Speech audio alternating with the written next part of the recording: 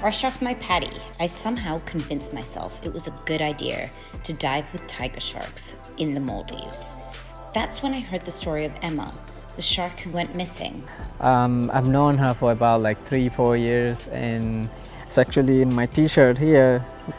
It's been almost a year. I've never seen her. I know she was pregnant.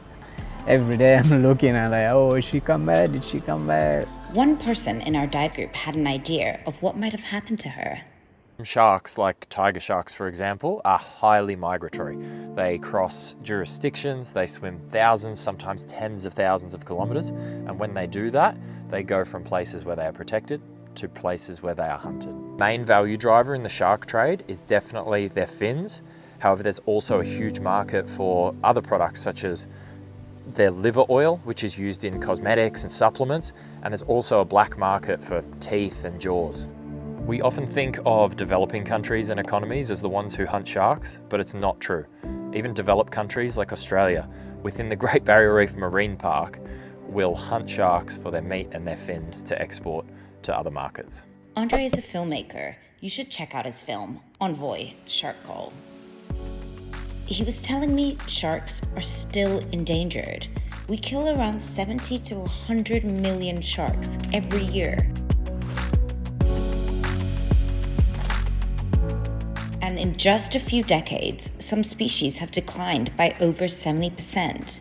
So while we're out here worrying about them, they're the ones disappearing. And in places like Australia, they install shark nets. A lot of people hear shark net and they think of a barrier, something that keeps sharks out there and people in here. That's just not true. They're nothing more than a fishing net designed to catch and kill sharks at beaches, and they are comically small. They are tiny compared to the beaches where they're placed. The drumline.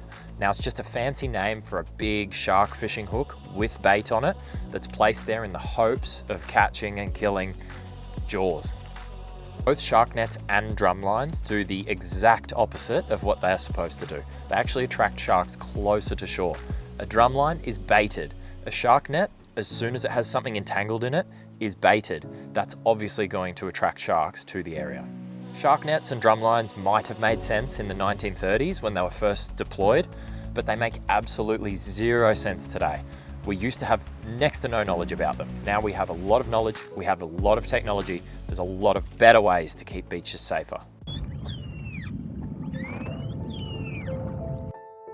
We say it's for our safety, but what we've really built is a system that kills them. Andre has spent over 5 years fighting against shark culling. But just as things were starting to change, this happened. Breaking news in Sydney's eastern suburbs where a boy has been attacked by a shark.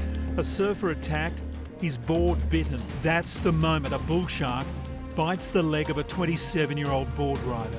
4 separate violent shark attacks.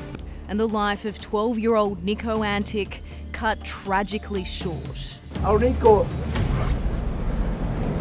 we're gonna miss him forever. So what are the real solutions to keeping both people and sharks safe? Stay tuned for part 3.